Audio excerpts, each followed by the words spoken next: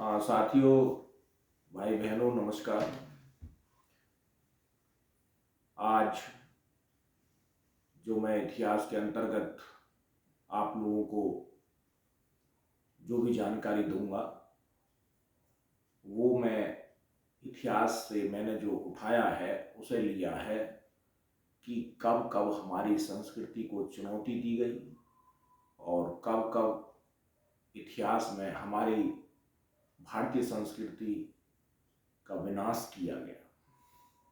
इसका वर्णन हम इस वीडियो के माध्यम से करेंगे। प्रयास करेंगे कि एक ही वीडियो में संपूर्ण जो संस्कृति का हमारा नुकसान हुआ वो एक ही वीडियो में सिमट जाए। सबसे पहले मैं महाभारत काल से आरंभ करता हूँ। महाभारत काल में जब महाभारत का युद्ध हुआ तो हमारी पूरी संस्कृति का विनाश हो गया। जो भी हमारे यहाँ उस समय विद्या थी वो संपूर्ण विनाश हो गई, क्योंकि युद्ध बहुत भयंकर था और उस युद्ध में सभी योद्धा मारे गए। वेद व्यास ही रह गए थे। वेद व्यास ने फिर इस संस्कृति को जीवित रखने के लिए वेदों की रचना की और उन वेदों की रचना के आधार पर वो वेद आगे चले। सिंधु घाटी सभ्यता में जो पतन हुआ उसमें हमारा बहुत लिटरेचर रह गया, यानी कि साहित्य का विनाश हुआ। उसके बाद जो पीरियड रहा जिसको हम ऋग्वैदिक काल कहते हैं, उसके आधार पर भारत में शासन व्यवस्था चली और उसी काल में बौद्ध और जैन धर्म दोनों का उदय हुआ। लगभग 1000 साल तक वेदों के आधार पर ही भारतीय रचना चली और फिर 1000 साल तक उनमें लगभग 600 साल का जो समय है वो उत्तर वैदिक काल के बाद फिर बौद्ध और जैन साहित्य का है। बौद्ध और जैन धर्म का काफी प्रभाव पड़ा। उन्होंने भारतीय संस्कृति में एक नए आयाम को प्रोत्साहित किया और हमारे यहाँ जो एक सनातन संस्कृति थी उसके पैरेलल बौद्ध धर्म और जैन धर्म संस्कृति का प्रचार प्रसार भारत के अंदर हुआ और ये प्रचार प्रसार बौद्ध धर्म विदेशों तक फैला। विदेशों तक इस धर्म की ख्याति हुई, लेकिन सनातन संस्कृति धीरे धीरे चलती रही। उसके बाद फिर यहाँ सनातन संस्कृति में जो प्रहार हुआ वो हूणों और शकों के आने से हुआ। हूण और शक यहाँ आए, उन्होंने भारतीय संस्कृति को चुनौती दी और उसका नुकसान किया और आपके बौद्ध और जैन दोनों धर्मों का भी नुकसान किया। लेकिन गुप्त पीरियड में फिर इन्हें वृद्धि हुई और गुप्त पीरियड में हमारी भारतीय सनातन संस्कृति और बौद्ध और जैन दोनों संस्कृतियों का भी प्रचार प्रसार पैरेलल रूप में हुआ। लेकिन जैसे ही फिर अरब शासक यहाँ आते हैं तो पुनः हमारी बौद्ध जैन और सनातन संस्कृति का पुनः हमारा विघटन हुआ और उन पर प्रतिघात के रूप में इस्लामी जो संस्कृति थी उसका कुठाराघात आघात हुआ। उन्होंने अपनी संस्कृति को बढ़ाने के उद्देश्य से भारत पर आक्रमण किया और भारत के लोगों को काफिरों का नाम देकर उन पर जिहादी मानसिकता का दबाव बनाते हुए उनके धर्म को प्रतिघात करते हुए भारत को लूटा और यहाँ की धन संपदा लूटकर अपने धर्म को जिहाद की मानसिकता के विकास की दर से अपने इस्लाम धर्म का उदय किया। इस्लाम धर्म एक ऐसा धर्म है कि इसमें मोहम्मद साहब को अंतिम पैगंबर माना गया, अल्लाह को सर्वोच्च शक्ति माना गया और अल्लाह का पैगाम लाने वाले व्यक्ति का नाम पैगंबर रखा गया। तो यहाँ पैगंबर की बात को मानना अल्लाह की बात के मानने के बराबर है। लेकिन हमारी संस्कृति, सनातन संस्कृति, ये प्रेरणा देती है कि प्रत्येक व्यक्ति यदि अच्छे कार्य करे तो उसे समाज पहले अवतारवाद की संज्ञा देता है और फिर उसे पुनः एक ईश्वर की संज्ञा देता है। यानी कि यहाँ मानव के कर्मों से ही तुलना ईश्वर से की गई है। यहाँ किसी प्राही शक्ति का, अल्लाह जैसी शक्ति का कोई भी यहाँ पर ऐसा विवरण नहीं माना जाता। ना ही किसी व्यक्ति को ये दबाव दिया जाता कि तुम्हें ऐसा करना है, क्योंकि पूर्णतः हमारी संस्कृति कर्मवादी संस्कृति है और कर्म में निहित है। यही इस संस्कृति की विशेषता है। इस संस्कृति में किसी भी व्यक्ति पर कोई दबाव नहीं होता। हमारे यहाँ भगवान राम अवतार के रूप में आए, वो अंत तक एक साधारण व्यक्ति की तरह रहे और अंत में उन्होंने, जब ब्रह्मा जी ने उन्हें कहा, जब सरयू में वो खड़े होते हैं, उस समय वो चतुर्भुजी रूप में वो आते हैं। वो कहीं भी उनका विवरण नहीं मिलता। मर्यादा में पूरा जीवन काटा, केवल इस संदेश को देने के लिए कि यदि व्यक्ति चाहे तो वो एक सादा जीवन से भगवान का रूप ले सकता है। यही उनकी विशेषता थी। यही हमारी संस्कृति, भारतीय संस्कृति की एक विशेषता है जो दुनिया में कहीं नहीं मिलती।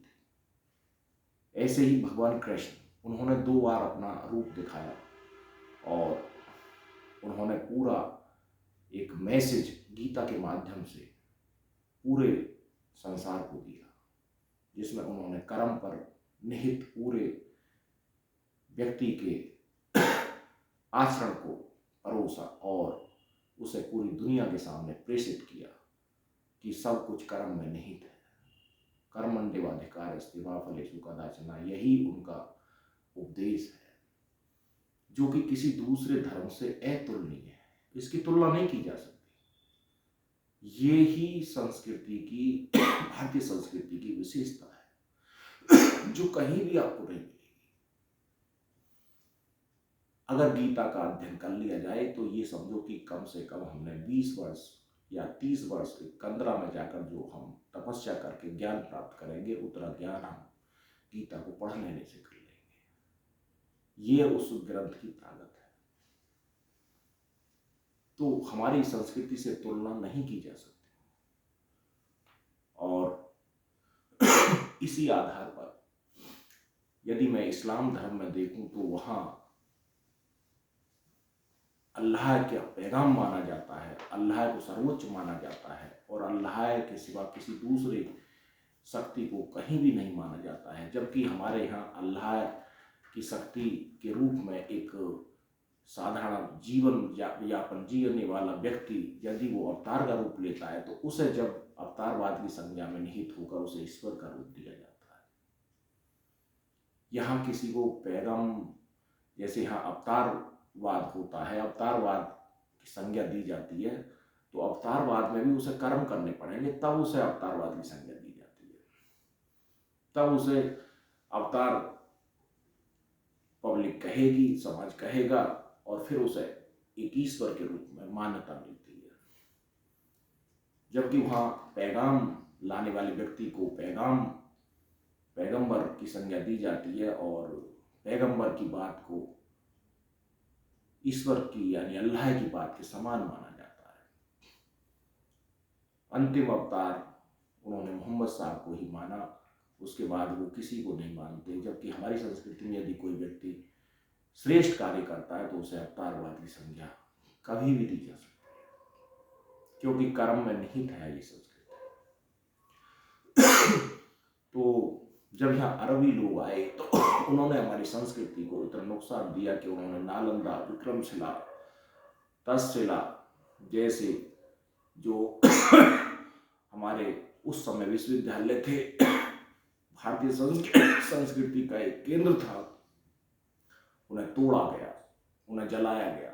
नालंदा विश्वविद्यालय में उसके पुस्तकालय में आग इतनी भयंकर लगाई गई कि वो 6 महीने तक जली। हमारे वेद, हमारे उपनिषद उसमें जलकर राख हो गए। जिसमें बख्तियार खिलजी का स्थान है। बख्तियार खिलजी ने इनको डैमेज किया था 12वीं शताब्दी के अंदर। उसके बाद एक साउथ में एक राज्य हुआ करता था विजयनगर, और उस विजयनगर में कृष्णदेव राय राजा भी हुए हैं, तेनालीराम जैसे मंत्री भी वहां हुए हैं। अपने आप में कोई हिंदू शक्तिशाली राज्य था। 1336 में विद्यारण्य के आशीर्वाद से उस राजवंश की संगम वंश के शासक, संगम वंश के 2 सूरवीर हरिहर और बुक्का ने उसकी स्थापना की थी 1336 में। उसी के पैरेलल फिर एक मुस्लिम शासक और मुस्लिम साम्राज्य बहमनी 1347 में उसकी स्थापना की गई। फिर ये बहमनी 5 भागों में टूट जाता है और इसके 5 राज्य बन जाते हैं: गोलकुंडा, अहमदनगर, बीजापुर, बीदर और बरार। तो ये विजयनगर साम्राज्य 1565 में, सॉरी मैं गलत बोल गया, 1565 में जिस समय यहाँ मुगल शासक अकबर का शासन था, उसके समय में विजयनगर साम्राज्य पर राक्षसी तगड़ी 2 गांव हैं उसके पास में आक्रमण किया जाता है इन चारों राज्यों द्वारा। उसमें बीदर नाम का जो राज्य है वो भाग नहीं लेता, लेकिन ये 4 राज्य उसमें भाग ले लेते हैं। अहमदनगर, बीजापुर, गोलकुंडा, बीदर, इसमें बरार भाग नहीं लेता, और ये चारों मिलकर उस पर अटैक कर देते और उस राज्य में तहस नहस करके, जो उस समय राम राय राजा था, राम राय लड़ा था, सदाशिव राजा था, तो राम राय का भाई वैकंठरादिरी में मारा गया उस राक्षसी तगड़ी युद्ध में, और फिर उस विजयनगर को लूटा जाता है। उसके विषय में एक मुस्लिम राइटर है, मुस्लिम लेखक अली बिन अली उल्ला तबतवा, ये लिखता है कि जो ये विजयनगर साम्राज्य था, इसके विषय में वो कहता है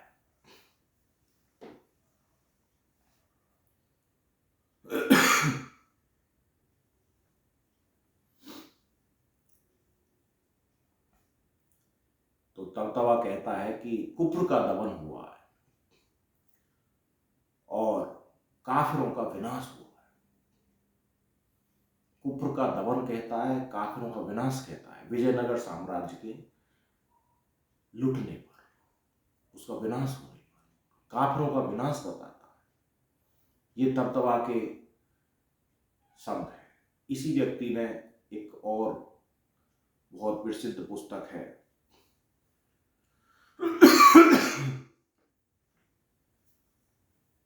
जिसका नाम है बुरान-ए-मुआसिर, बुरान-ए-मुआसिर, वो भी इसी व्यक्ति ने लिखी है, तबतवा ने।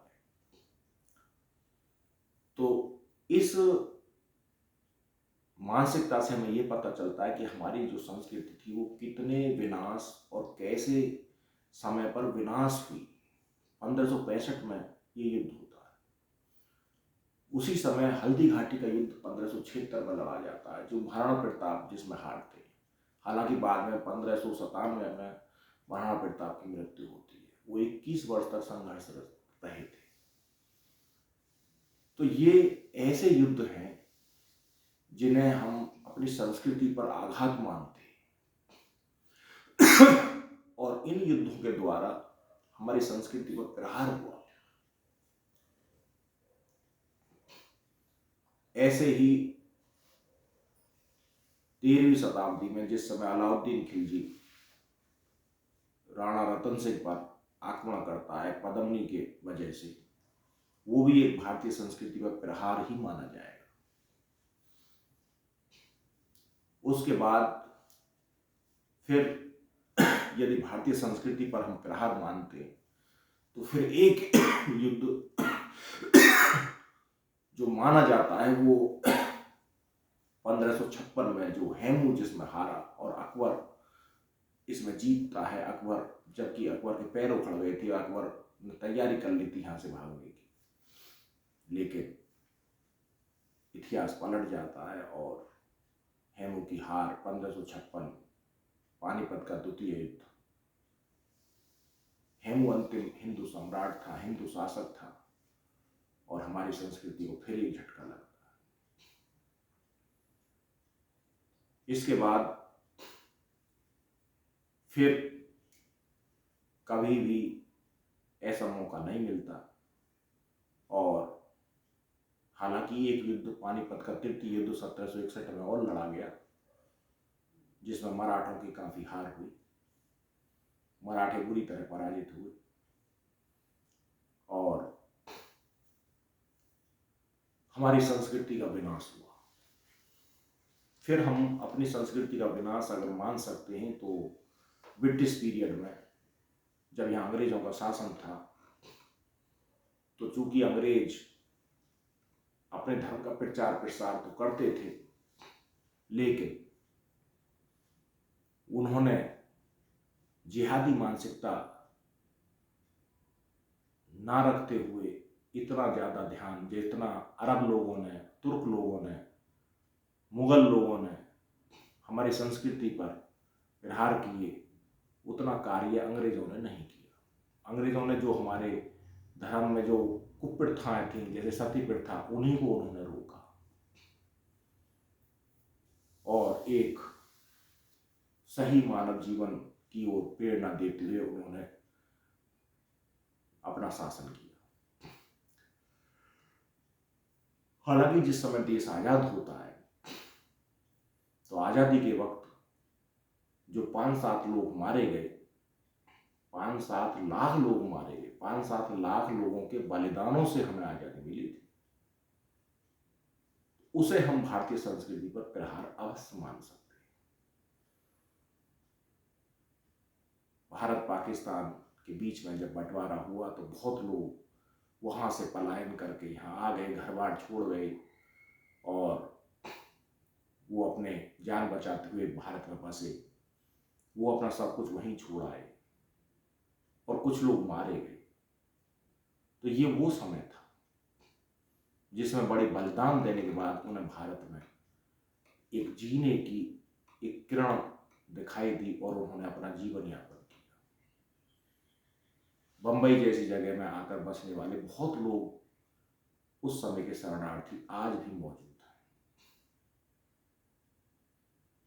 तो ये हमारी संस्कृति पर प्रहार ही था। इसे हम संस्कृति का प्रहार अवश्य मान सकते हैं, क्योंकि धर्म के आधार पर हमारे देश का विभाजन हुआ और जब देश का बंटवारा ही धर्म के आधार पर हुआ तो संस्कृति को हम कैसे छोड़ सकते हैं। उसमें संस्कृति अवश्य ली जाएगी और उसे हम अपनी संस्कृति पर एक कुठाराघात, एक प्रघात मान सकते हैं।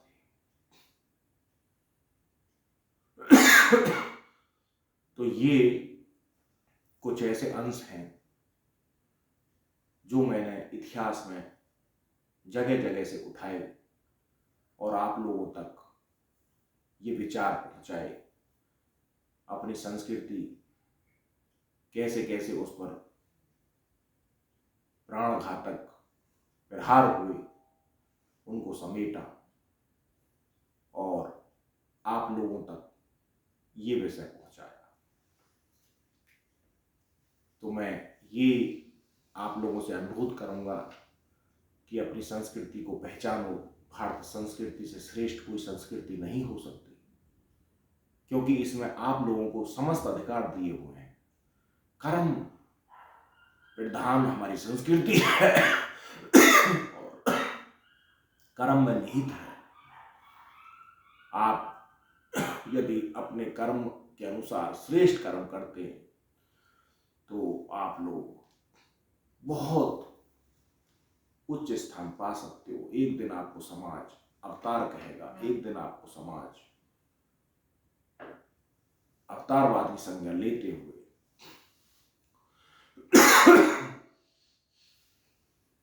आपको एक ईश्वर तक कह सकता है।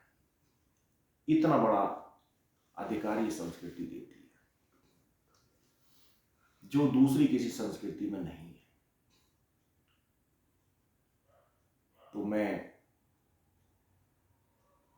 यही आशा करता हूं कि आप लोग इस वीडियो को अधिक से अधिक शेयर करें, अधिक से अधिक लोगों तक पहुंचाएं, अपनी संस्कृति का प्रचार प्रसार करें, लोगों को जागृत करें, लोगों को ये बताएं कि भारतीय संस्कृति ही एक रूपता ऐसी संस्कृति है जो हमें इतना बड़ा अधिकार देती है, और हम लोग जातिवाद के बहाव में इतने बह गए हैं कि हम उसे भूल गए हैं। इसलिए जातिवाद छोड़ो और देश में एकता का नाता जोड़ो। भारत माता की जय।